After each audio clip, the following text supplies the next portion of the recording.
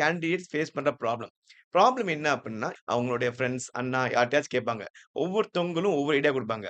என்னன்னு சொல்லுவாங்க அப்டின்னா, ஃபுல் ஸ்டாக் டெவலப்மென்ட் படி, இல்லன்னா டேட்டாபேஸ் மட்டும் படி, இல்ல மெர்ன் ஸ்டாக் படி, மீன் ஸ்டாக் படி, இல்லன்னா AWS படி, டெவாப்ஸ் படி. அதுக்கடுத்து பார்த்தா, இன்னைக்கு இருக்க ட்ரெண்ட் பார்த்தா அப்டின்னா, ஏஐ பேஸ்டு ட்ரெண்ட் தான். ஸோ, அதனால ஆர்டிபிஷியல் இன்டெலிஜென்ஸ் படி, இல்லாட்டி டேட்டா சயன்ஸ் படி, கோடிங்கே கிடையாது. டேட்டா அனலிட்டிக்ஸ் படி, இல்லாட்டி கோடிங் பிளஸ் டெக்னிக்கல் நாலேட்ஜ் எதுவுமே வேணாம். மேனுவல் டெஸ்டிங் படி அப்படின்னு நெறைய பேர் நெறைய ஐடியாஸ் குடுப்பாங்க. நம்ம பசங்க எல்லாமே பார்த்தா நான் ஐடி பேக்ரவுண்ட்ல இருப்பாங்க. அவங்க வந்து ஒரு பிகாமா இருப்பாங்க, ஒரு பிபிஏவா இருப்பாங்க. இல்லன்னா பார்த்தீங்கன்னா, டிப்ளோமா ஸ்டூடண்ட்ஸா இருப்பாங்க. Mechanical engineering students, civil engineering students எல்லாமே நான் ஐடில இருக்கனால, இந்த வேர்டே அவங்களுக்கு வந்து டோட்டலா புதுசா இருக்கும். இது வந்து எந்த கோர்ஸ் சூஸ் பண்ணலான்ற கன்ஃப்யூசிங் ஸ்டேஜ்.